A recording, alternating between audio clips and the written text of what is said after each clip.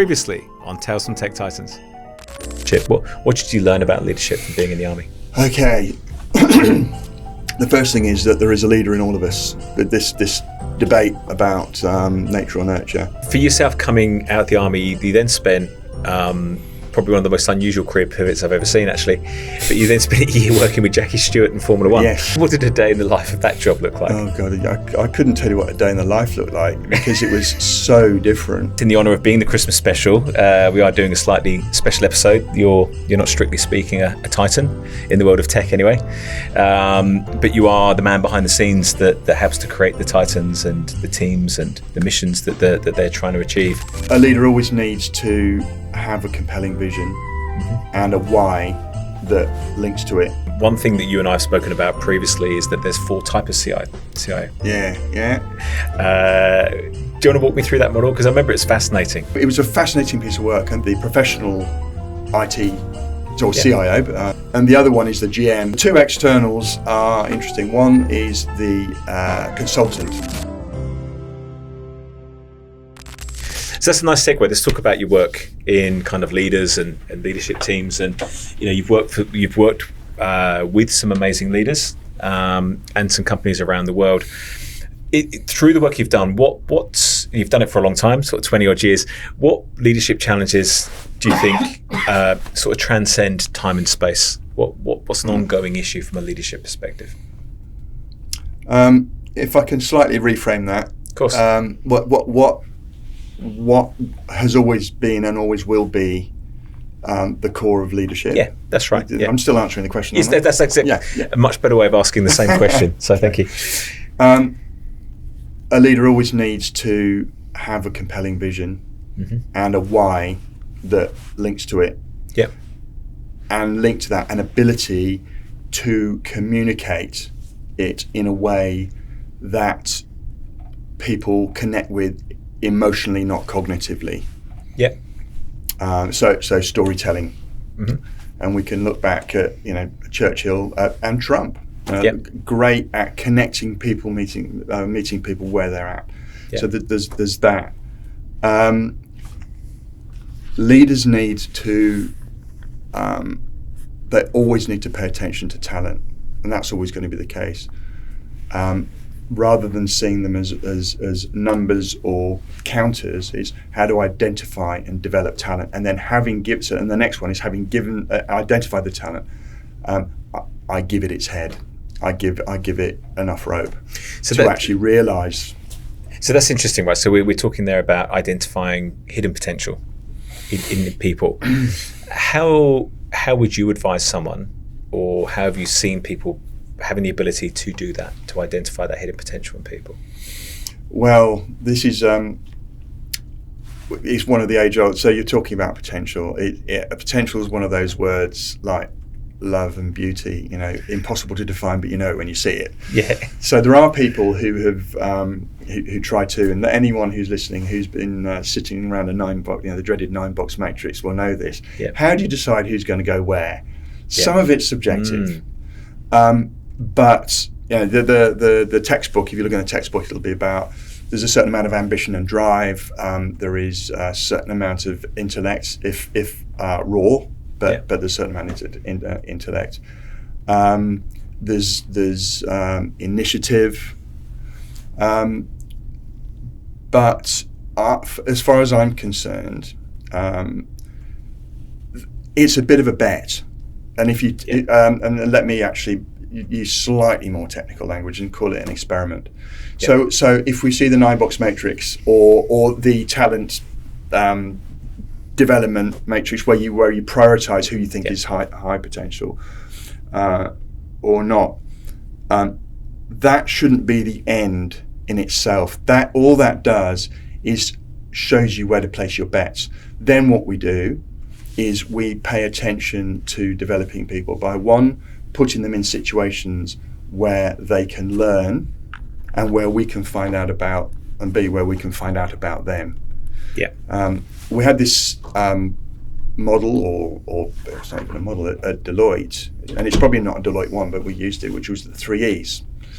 So people, you may have heard of 70-20-10 that says 10% of our learning happens in the classroom, 70% on the job, and 20% through coaching, feedback, and so on. And that's a nice model. But this is just a different take on that says education, that's the learning bit, exposure and experience. So I'm going to take you along to that meeting, and I'm going to explain to you why we're going on the way there, and I'm going to debrief you on the way back, maybe coach you and say, so what did you see? Did you notice when that person looked at that person and the energy changed?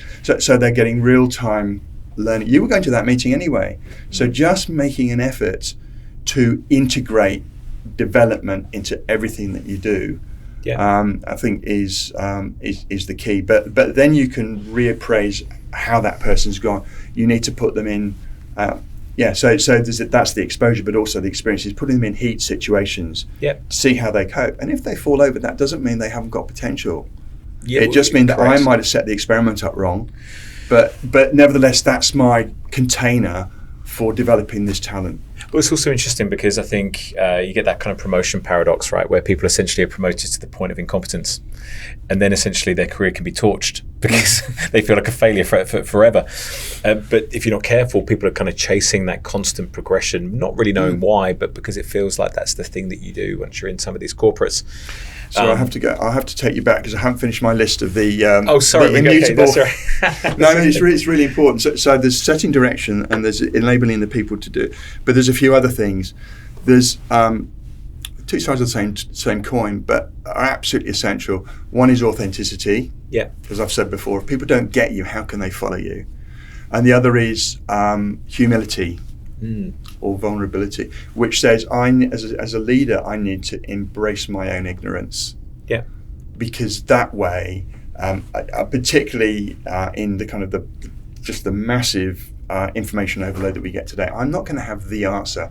So I need to be, and we had this in the military. You'd ask somebody what they thought. They knew that you had the final decision.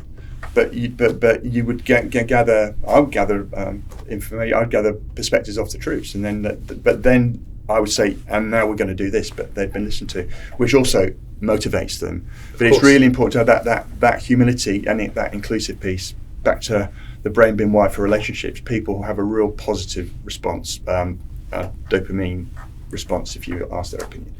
And the final thing is that you've always got to do is systems thinking. Now that's one of those words, but what that means is you've got to be able to adapt. You've always had to do that. What I'd say is different today is that previously adaptability and flexibility would explain your success or your competitive advantage. Now it explains your survival. Because the world, we're in this VUCA. What's the VUCA? Volatile, uncertain, chaotic, and ambiguous world. There's no latency compared to 20 years ago. It's just it's there, and so that means that we get too much information at the same time, and so I'm moving into the future, but the just the ability to flex and move in line with what you said about adaptation. Those are the other ones, but today I think it's very different. Well, it's interesting as well that you spoke about latency, and you spoke about compared to 20 years ago. So you've got the perspective of you've been doing this for a long time, so you've seen the way that the world has changed and the way that leaders have had to change, and at its core, leadership's the same. As you said, actually it's interesting how you kind of you got Trump and Churchill. I'm not sure many people would be comfortable having them in the same conversation, but you're right. They're both good orators. They're good at telling stories. They're both good at kind of rallying people around a vision, which is why they both have been successful within their political careers. But latency has changed, and I think leaders now the expectation to be quicker, more intuitive, kind of connected to the world. There's not much breathing time to think compared to there was now. So how have you experienced that through the work that you do? It's a paradox, isn't it? Because actually they need to go slower. Yes. Because there's so much coming in that I talked about systems thinking a moment ago. What systems thinking says is I now, and 20 years ago maybe this was coming in, but it was more the case, back then we could be a linear thinker. Yeah. We could be led by the knight on a white charger coming from the front, leading from the front, saying, "Follow me." But we can't do that now. There's so much coming in that we have to say, there's so many different data points coming in the system, and we're talking about a social system since we're in a technical environment. Yeah. This is a social system, not a predictable, complicated technical system. It's a complex, which is different, complex versus complicated. It's a complex system where there are sometimes reinforcing, but more often than not, competing needs, commitments, requirements. Yep. And so in that mess, how do I decide what to do? I cannot fire a silver bullet and get the perfect answer. Yep. Now I have to look at the system and see the patterns and recognize that actually the value is not in the nodes, but in the spaces between the nodes. Yep. And that's one of the, so now the operating system that I have as a leader has to think much further ahead in terms of time, but much more broadly. So, linear thinking, build a wall. Sorry, we're going back to Trump, but build a wall. First stage systems thinking, actually, let's see what's going on in the rest of South America that's drawing people to the war. More advanced systems thinking, what's happening geopolitically in the world, and particularly in the regions where these people are coming from, and what might we do to influence, because we can't change it, to influence the conditions there that stops them coming to us. Now I'm thinking much more broadly. So your systems thinking is coming back to the 5 whys. Why do we need to build a wall? What's going on? Yeah. So why there's no situations that are kind of bringing them to this situation? It's kind of going all the way down to the nub of the issue to address. But we're not looking for root cause. That's the difference. No. So why 5 whys will take us to root cause. Yes. This just but the key kind of capabilities of this new leader is like curiosity now is absolutely queen and king, because we cannot look at a problem and say that's the solution. We have to look at the problem and say what's going on. The $1 million question I always say to exec teams is, what one thing could you do that would make the biggest difference? That's as close as you'll get to finding an answer to what's going on. If you think you can find the solution, I'd like to misquote Rudyard Kipling, and if you can keep your head whilst those around you are losing theirs, you probably don't have a full grasp of the situation. Yeah, right. Yeah. So that kind of leads me to a question I was going to ask you, which is, so CIO in a role, maybe new to a role, or something's changed in that business, and they're developing their leadership team. They bring you in. Where do you start? Right. So I'm just going to preface that, if I may, with just to talk about when I come in, what I'm doing is systemic team coaching. So we just talked about systems thinking, and I talked earlier on, maybe I didn't, that exec teams in this environment cannot see themselves as at the tip of a pyramid looking down. They need to see themselves at the center of an ecosystem. Yeah. So a systemic team, which sounds jargonistic, but a team that is operating in that way doesn't actually create value. The value doesn't come from inside the team. The value comes from the way that it co-creates value with its stakeholders in achieving what its stakeholders expected, which might be shifting at all times. So again, back away from linear and towards systemic. And the other element of this systemic team coaching is it's not just about a bit of team building. It's about organizational outcomes. That's what we're there to do. And it's longitudinal. Yeah. You've heard me say before, the All Blacks don't have one training session a year. Yeah. So why do we decide to meet up at Christmas and have a team alignment session and have a bit of jolly, then go have a dinner and go to the bar and slap each other on the back and tell stories, and then go back in January, and with the best of intentions probably not get as far as we should, as opposed to being very, very deliberate in the way that we operate, and pay attention and hold ourselves accountable for what we're trying to do. And this does take time. But where do you start to answer that? So that was my frame up. Where do you start? The first question is, what's this team for? In fact, the question before that is it a team? Yeah. Is it a team, or is it a committee? Is it a work group? And we won't go into that, but we've got to make sure that it's a team and then we can understand, why does it exist? What is this team here to do that no other person or organisation in our environment can do? Yeah. Having done that, and that's usually about stakeholders and understanding what we're there to do, because that's who we're serving, including our team, and downwards as well. But there's our stakeholders. That's the first step. The second step is then, how do we organise to deliver on this? Yeah. So what's our vision? What's our strategy? What are our objectives? And most importantly, what are our priorities? Because we can't boil the ocean. What 2 or 3 things can we focus on? And I did this with a global IT team quite recently. We just said 3 things in the weekly meeting every week, just 3 things. Which are these priorities? And if it feeds into the priorities, it can be on the agenda. If it doesn't, it's not. So no, we're going to drop all of that. We're going to drop all of that. Yeah. Just those 3 things. And that created a massive difference and gave them clarity and drive forward. And then, of course, it's how do we meet? And so all that, how do we organise to meet? Yeah. Then you look at the team dynamics. How are people, and the difficult thing people always find is having real conversations. How do you actually name the elephant in the room? Yep. Or how do you raise it and tackle it? So having real conversations and building the trust that we've talked about. Yeah. So that's the next stage. And then the next stage is just understanding and getting really, really cute and clever about how we interact with the stakeholder groups that we have. So we have deep relationships with them, and we're able to understand when their needs are shifting so that we can shift what we do. Yeah. So that's 4 kind of buckets. Why are we there? How do we organise? How's the team operating as a group and stakeholders? And then the 5th bucket is continuous learning. We're always, that high performing systemic teams are always learning and saying what went wrong, what went right. It sounds like what you've just described is a continuous circle loop anyway.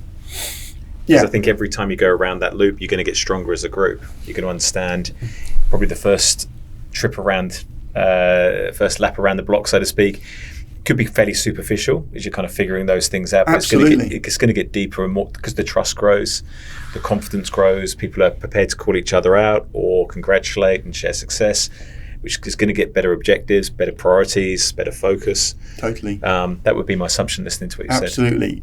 And a shared language. That was one of the things. Like we had this phrase with one team, which was, I'd just be able to go, tennis match, or what's happening, and somebody go, tennis match? Yeah, tennis match. Which was that 2 people who had they've been in the team a long time from 2 different merged.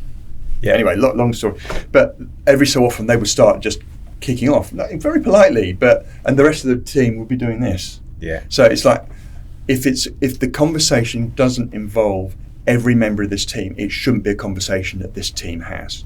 Yes. It shouldn't even be on the agenda. Yeah. What we are here to demonstrate collective leadership. It's not just the CIO, it's all of us. So that again, that sounds like the cadence of the team, so to speak, in terms of how it operates, setting the rules, how it's going to yeah. But it builds. Like you say, you go round and round. It takes time. It can take 6 months. So how much of the time of a CIO should be spent on working on the team rather than in the team? Well, without being trite, I think you can do both. I can do both, but how should time split? Or you should. Well, so when you say on the team and in the team, I think kind of working on the teams of what you've just described, right. the dynamic of those buckets, so to speak. Whereas working in the team is being an active part of the team and delivering on the priorities, right? But how much of that is kind of the shaping and the supporting? Because those things don't happen. One of my favourite quotes is no team ever drifted to excellence. And that's what you're talking about. Yeah, but I do think that they're 2 sides of the same coin. So, for example, this one team I'm thinking of, the constant learning piece is every meeting that they have as a group, it's a 90-minute meeting once a week, they stop religiously at the 80th minute and say, how do we go? Yeah, great. Well, we weren't working at level there. We went down there, but so and so saw it and pulled us back up because they're collectively keeping the team working in the right place. So even when you're doing the work, you're self-correcting. You'd have sometimes one person will be appointed to be on the balcony, and their job was just to watch the team, and every so often say, "Stop, where are we? Yeah, let's come back up." So I think you can do both. But the CIO's role is a really important one because they're setting the standard and making sure that stuff happens. But it's almost like you do the development work, and then you apply it to a live case study, which is the real work. Yes. And that's the joy of it. It's not a training intervention. It's just a reset of how we do stuff. Well, that's the evolution of the role of the CIO. I mean, you would have seen this in the 20 years. 20 years ago, it was the person that kind of fixed the projector and kept the lights on and told people to turn the computer off and on again. It was the head of technology, the head of IT, whatever, right? Whereas the CIO role is now so critical in so many organizations, but so broad, right? And I think I've shared this with you before, my kind of hypothesis that it's infrastructure, it's cybersecurity, it's data, it's development, it's potentially CTO, it's BAU, it's programs. It's such a broad role that I guess I'm interested in where you kind of see the future of that role evolving through the work you've been doing. Well, the first thing I would say is I reckon in 2000, when we were having these conversations in 2000, I saw something in CIO magazine the other day. How can the CIO get a seat at the table? What? Yeah. So back then, everybody recognised, and there were certainly some of the CIOs that we worked with, like David Weymouth at Barclays, Gordon Level-Reed at Siemens. They would compete with any of today's top CIOs, and so there's a bit of me that's still, having stepped away from working with tech leaders and come back into it, that goes, "What? We're still having this conversation." But I think you're right. There's this proliferation now, and as technology and business become more and more enmeshed, what is the CIO? Is the CIO the person who is the most senior person at the most, if you like, strategic level, responsible for translating between strategic requirements and what's out there technologically in a way that generates competitive advantage? So is that the CIO now? One organisation I'm working with, they've just appointed a CDO. Now, the CDO is doing all the interesting stuff, and the CIO is going, well, there's still plenty to do, but my time's probably done now. Yeah. Because and the CDO came from the business. Yeah. And he was very supportive of it. The digital? Digital, yeah. So, and then we have the Chief Transformation Officer. Exactly right. We've got the CISO. And the CISO. And I was talking about this in a recording earlier this week with the CISO about its risk. Security's risk. Is that really a technology problem or a business problem? Well, that's right. And then over here you've got data, which has got a whole other realm of data protection, data storage, data governance. Not really, there's a technical solution to how you deal with that, but it's not a technology issue per se. It's just bytes of data. It used to be folders, boxes, right, full of documents. It's now digital. So I think it's an interesting time. The other thing I'm interested in is at what point do we start to see more CIOs become CEOs? Well, that's an interesting one as well. Yes, there are a couple I know who are applying and toying with it, and they're still seen as the kind of techie nerds, I feel. And I think that will be the shift we'll see in the next decade, is that the CIO role will become less technical. I think so. More strategic. I mean, in my experience, all the top CIOs are not technologists. That's right. They're influencers. They are strategists. Yeah. And they have real business acuity. And it's one of the trends I've spotted on this podcast actually is the CIO pretty much consistently saying, don't put me near a computer because I'll break something. And that's it's a bit flippant, but it's actually reassuring to hear because it does mean that we are moving more increasingly in that direction. Which I think can only be a good thing. Absolutely. And it is the evolution. We talk about 20 odd years ago when desktop computers were starting to become a thing and the internet was becoming a thing and so forth and becoming more important. And we're just moving at such a rate of change towards, it's an evolution of a new function. Yeah. So I know one thing that you and I have spoken about previously is that there's 4 types of CIO. Yeah. Do you want to walk me through that model? Because I remember it's fascinating, and I've even quoted you on this podcast. No pressure. What are the 4 types? So I have to preface this by saying this was a piece of work that was initiated by my then colleague, Brindley Platts. Yeah. We decided that we would, or he and I was involved, but he wanted to back to the best CIOs aren't technologists. So this was 15 years ago. He was going, what is it about the best CIOs that actually makes them great? And so he actually took them through an elicitation to look at their values, their sense of identity, and so on. And got some amazing stuff. Like one CIO, one of the top CIOs in the UK. So I was one of twins, and every Friday our father said, "Who's been best this week?" He said, "I still every Friday write myself a note, and I write myself a report every Friday." Yeah, wow. So anyway, that aside, so it was a fascinating piece of work. And Brindley then said, "What are we going to do with this?" And he saw that there's pattern that there was there were 4 distinct types of CIO. So there were people who'd been in the organisation all along, and so those 2 would be the professional IT or CIO. I nearly said IT director, and that's not fair. But who the professional's been in the organisation, woman and girl, man and boy, knows where the bodies are buried, to quote Brindley, knows everybody, really well known, been through the ringer with everybody, but maybe not seen as an innovator. Yep. And the other one is the GM. There's less of them around now, other than CFOs who ostensibly own IT, and a CIO reports into them. But the GM back then was, or the executive was, we don't trust IT. A few things have gone wrong. We're going to put one of ours in.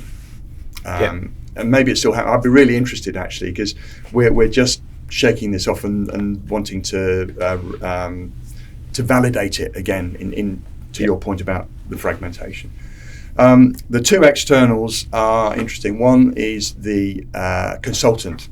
So they might have been in a Big 4, or they might, throughout their career, go between being a CIO and then going back out to a Big 4, or not just a Big 4, it could be an Accenture, but they're very good at influencing. They're very strategic. They probably don't come into a burning platform, but they're there to instill excellence. Yeah. Broadly speaking.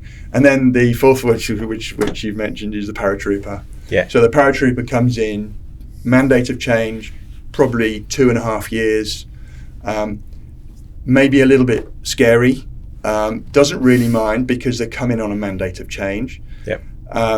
They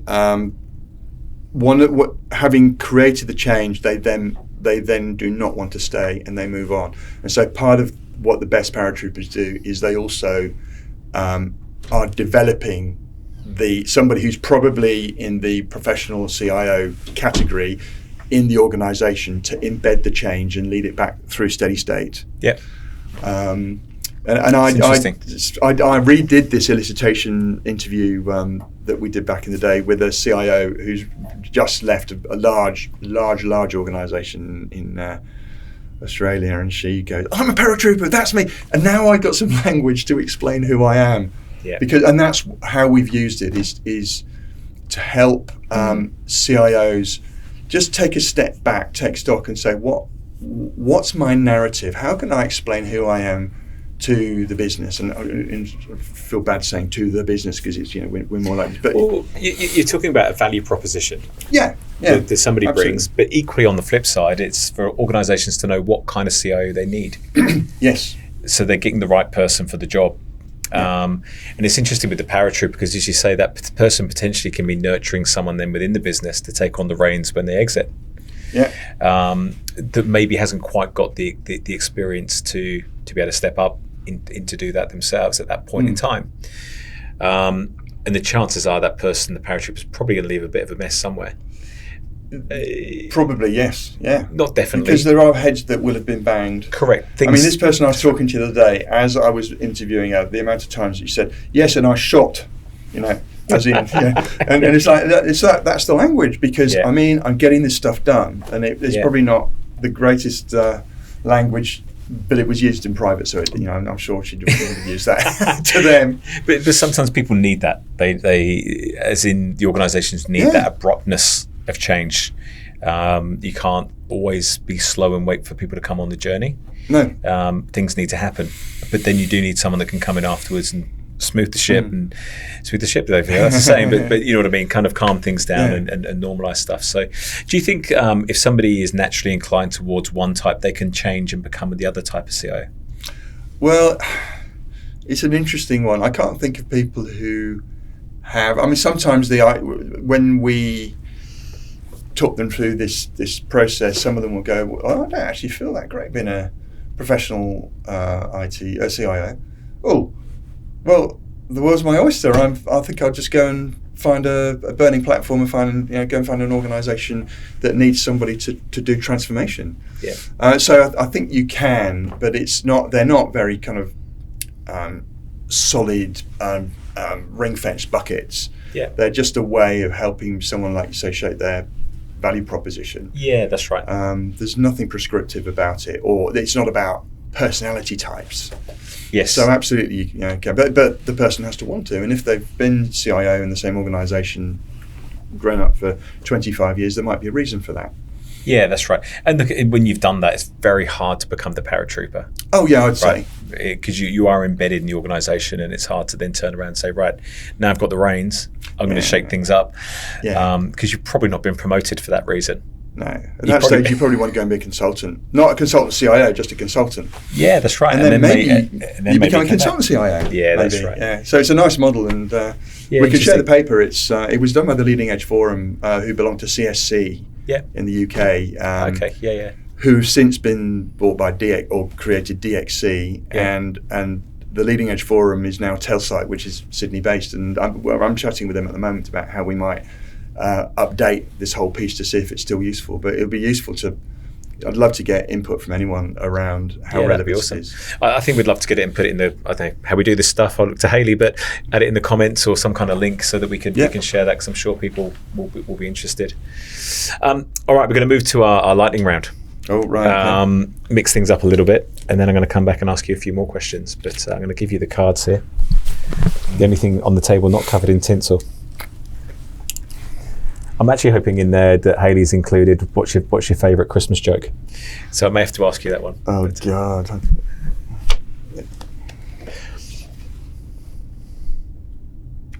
If I were a brand, what would be my motto? Hard edged but not hard arsed. Nice. Okay. I like that. So repeat it again. Hard edged but not hard arsed. Yeah. Okay. Yeah. Is that how you would have built your value proposition, do you think? No, somebody once said that to me, and I owned it and liked it, and so that's good. I've kind of owned that, because it implies approachability and not taking life too seriously, but talk sense, if you like. A quote I read this week, actually in this book. I feel like I'm publicly should become the publicist, but it was don't be serious, be sincere. That's a nice one. And he actually gives this beautiful metaphor about playing a game of Monopoly. And he said, get together with your mates and you have a game of Monopoly, and you don't want someone that's taking it so seriously. They're getting the rule book out every 2 seconds and say, well, actually, you've passed go, but you don't get the 200 because of this. That just sucks the energy out of the room. Yeah. But on the flip side, you don't want someone who's there just stuffing about and doesn't really care and is kind of rolling the dice and just being. So be sincere. Yeah, don't be serious. I remember my client at DXC that previously was in UXC. One of their businesses were called Red Rock. Yep. Jonathan Rubinstein's business, and his motto was "Have fun seriously," which is another same kind of concept. It's good. Right, let's do it. Next card. No, they are lightning. They're lightning. So I'll just go quick week. Right. Okay. Yeah. If I could change one thing about my industry, what it would be? Well, if my industry is about people development, then without a doubt, competency models. Yeah, okay. Why don't you like competency models, or do you like them? No, I don't. Because they're rigid. They're anachronistic. They try to codify a behavior. They try to codify something that is not codifiable. Interesting.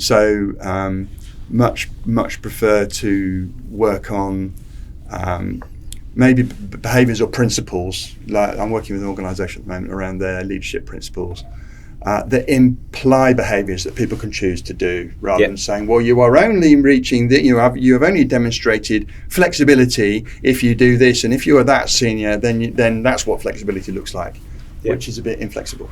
So. Yeah, it's interesting. I've worked with a competency model in a previous organisation, and that was a business that grew very quickly. And then we introduced this. We went to some external consultant that put it together for us.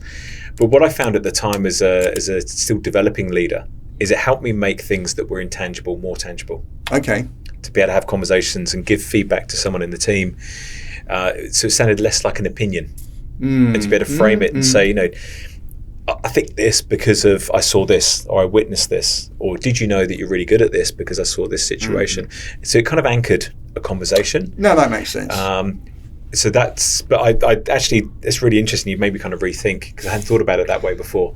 But I've always liked them in that sense. But you can be too rigid if you're not careful, and particularly at the senior levels, where for me it's about mindset before behaviour. Sure, behaviour follows mindset. Yeah.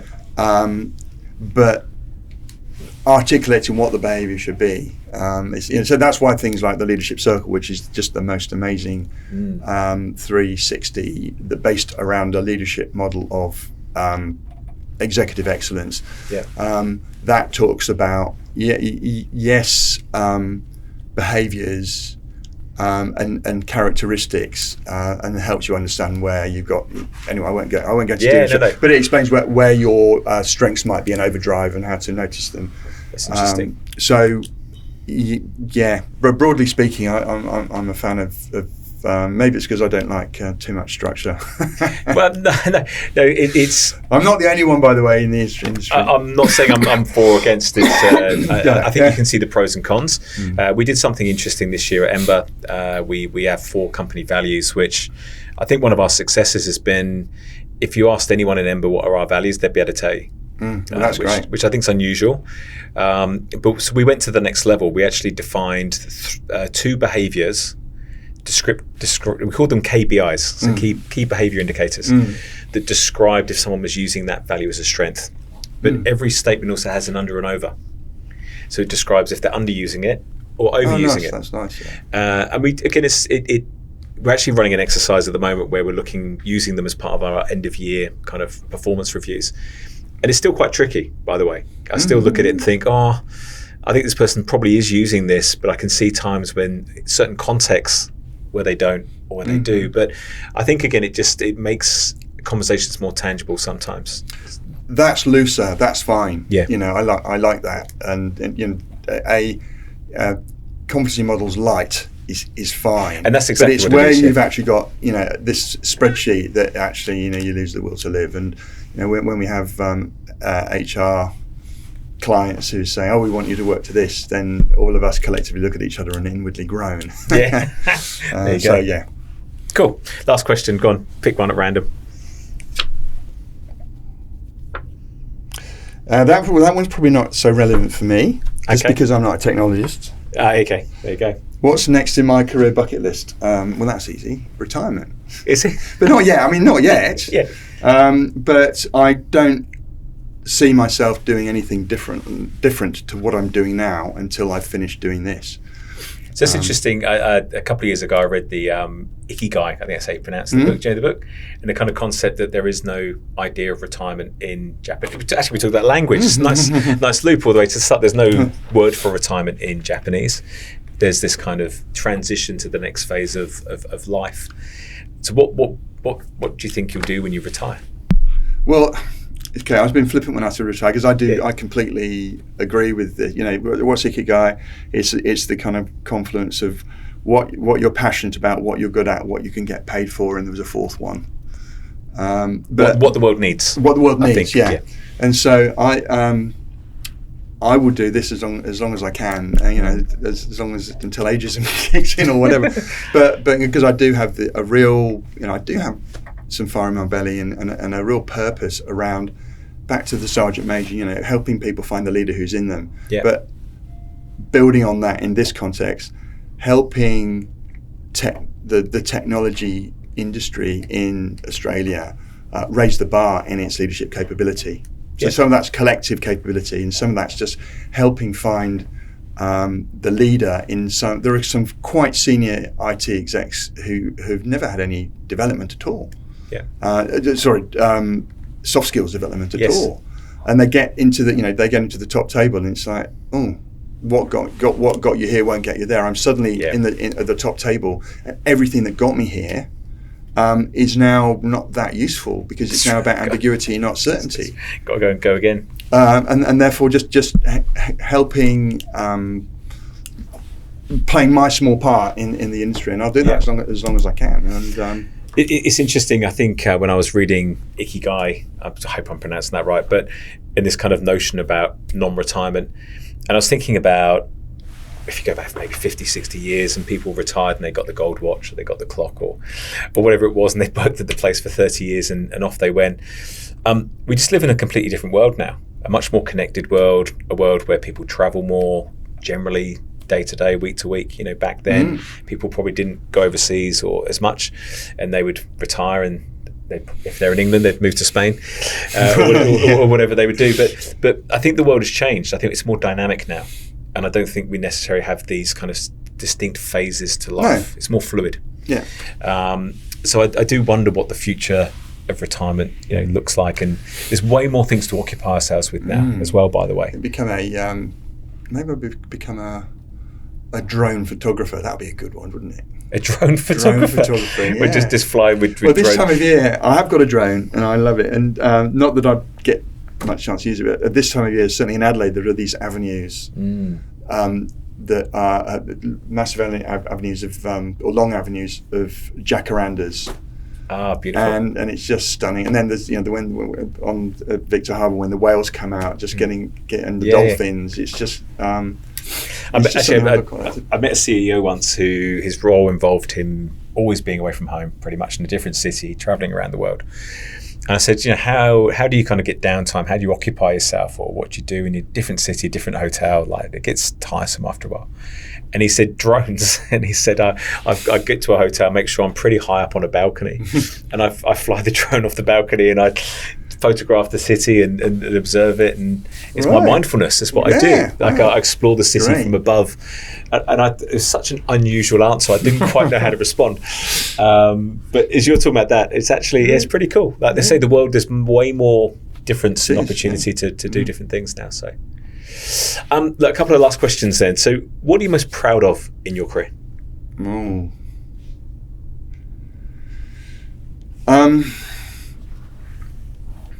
Well, the thing that comes to mind, and I'm trying to find reasons not to say it, because it's macabre. When I was a liaison officer in Bosnia, there was a request came in. Apologies for this story, but it is, and you'll see why I'm telling you. A request came in because I would liaise between the warring Serb and Muslim factions. The Croats had come out of the war at that stage, and they were kind of working with the Muslims, but they had a very nasty war previously, and I had been asked to. Somebody said, "We think we know where there's a body that needs to be recovered." Wow. And we think we might know somebody who was there when this person died and who buried them. And so this was the Croat liaison officer saying, could we go to the Muslim counterpart? So I went to the Muslim counterpart, and I put quite a lot of time and effort into identifying all the things that needed to be done. And then we, fast forward, and we're in the middle of a minefield, because it's now a minefield, and we recover this body. And then we put it in a coffin, and we just go through, put on this little kind of lawnmower with a flat bed behind it, basically, into the mountains, in the middle of the mountains, and I couldn't work out where we were going. And suddenly we come around the corner, and in the middle of nowhere there's a graveyard, graveyard, and the whole village is out there, stood, lined up 200 people lined up facing, like 400 meters away. And in the middle is the priest and the parents of this. Gets me now.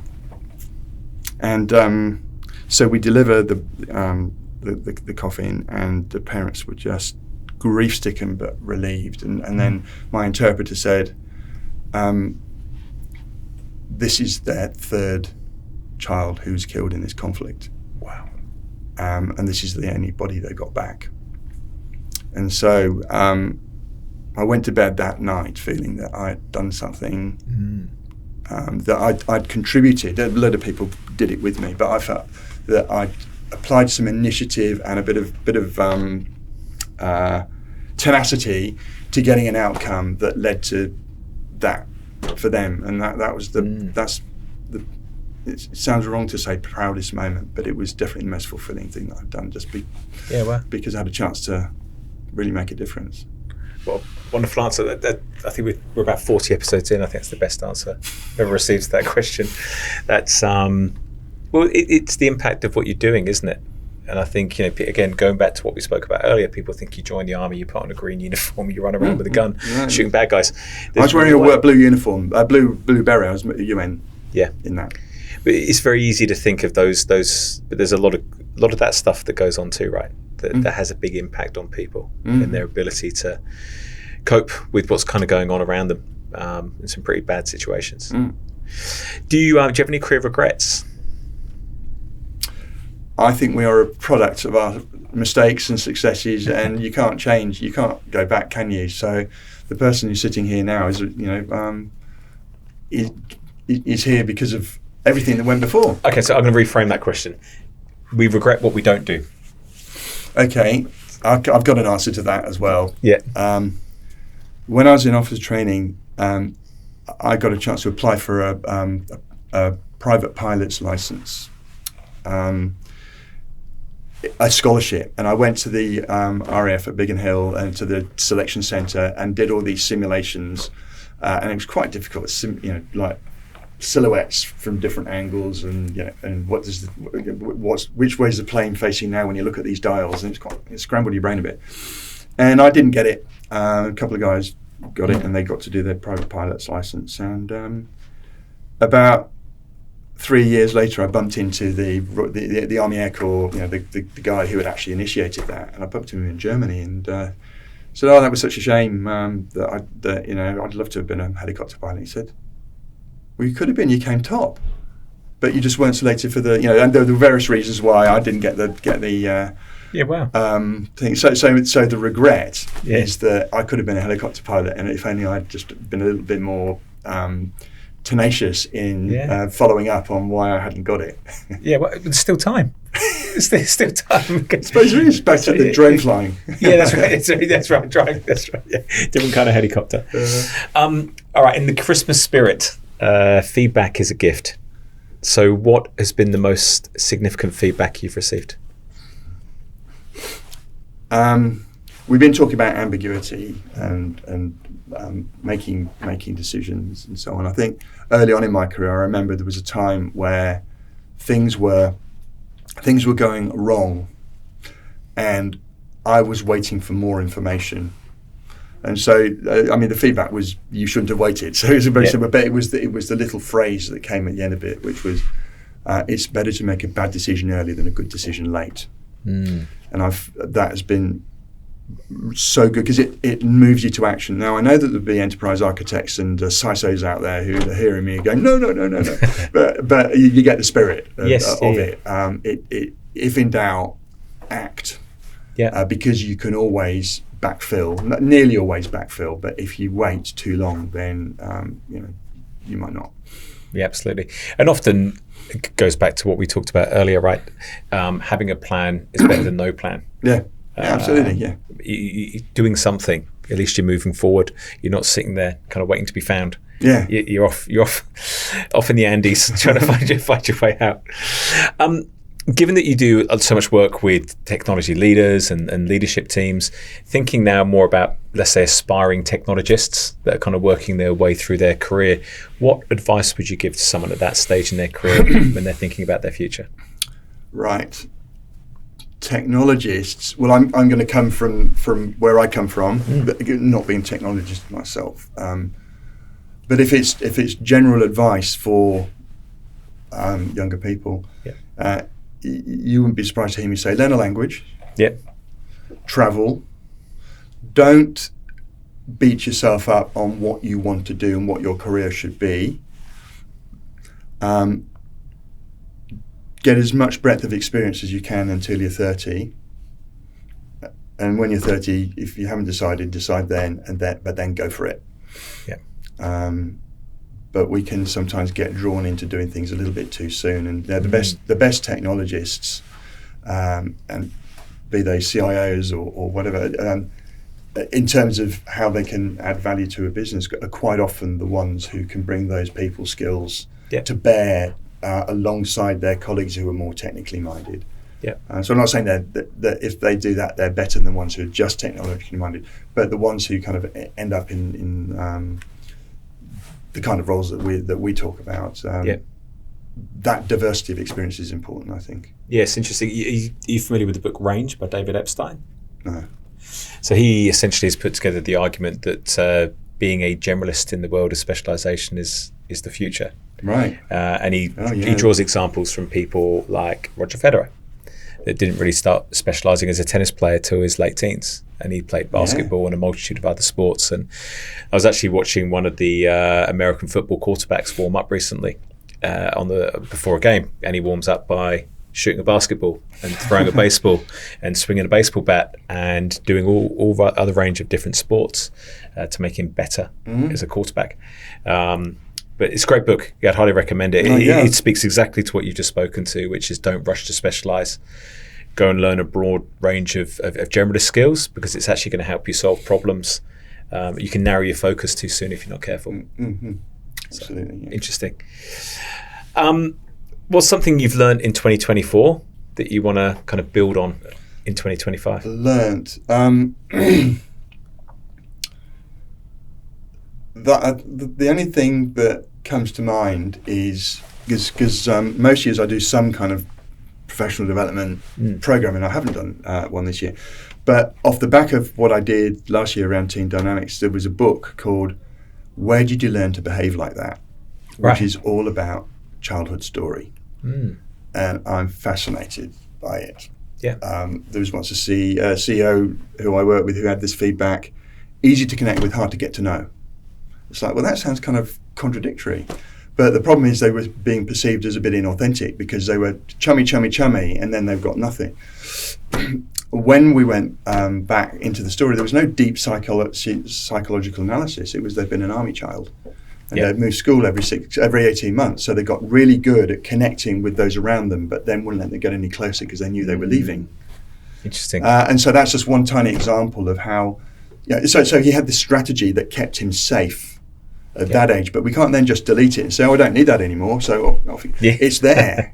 It's part of who we are. And so just to understanding how we can be, what we carry without carrying it as baggage, and just understand that it just is, and it has gifts in it. And there are places where it can really, of course, help us. It explains our success, but sometimes there are bits where understanding its limitations requires us just to get to know it in the first place.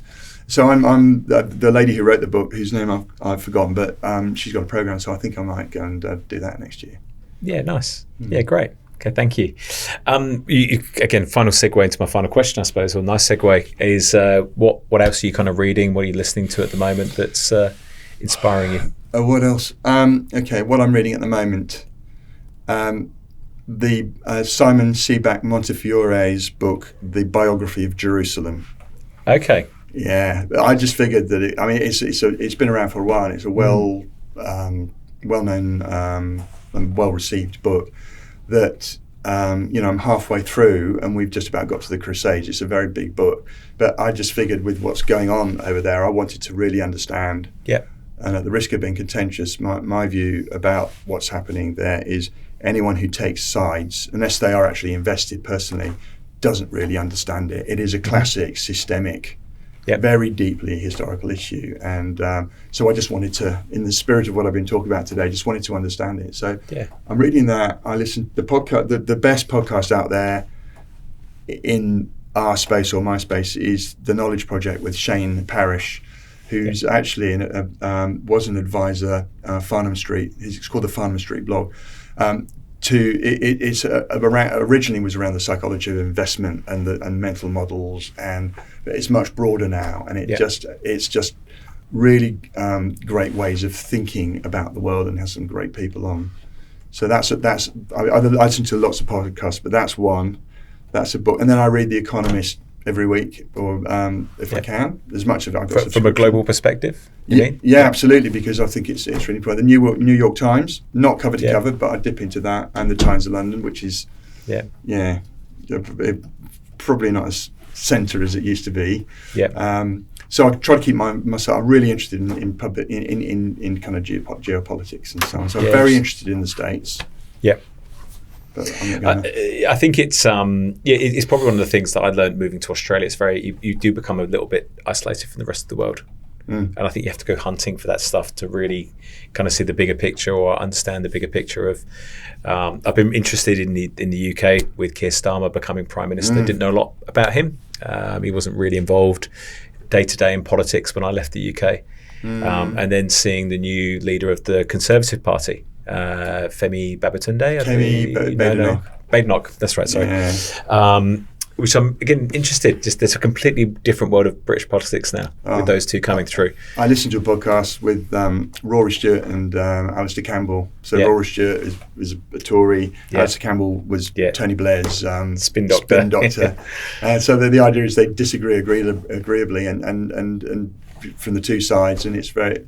And it's really good, objective, slightly partisan analysis, and that's once a week, and I love it. I love listening to them because it's interesting. So those are a few things. There you go. Well, I've got the Christmas break coming up, so it'll be in. So a couple of things there to check out. Thank you for your time. No, thank you. It's been an honour. You've been very generous with your time, very generous with your stories, and very vulnerable, and I think authentic to who you are. And I think again, it's interesting to get a different perspective. Most of the people we talk to are in the world of tech. They're living in the world of tech. You've got the benefit of being tech adjacent and being able to see kind of what's going on from a different picture. So I think that just gives a different perspective. So thank you. So. No, thanks for having me. And Merry Christmas to you. Yes, of course. And to all our listeners as well. Thank you. Thank you. Thank you for listening to Tales from Tech Titans, and be sure to follow us wherever you get your podcast. If you'd like to get more insights about tech careers, then check out the Ember, that's EMMBR LinkedIn page for the latest updates, articles, and engaging discussions.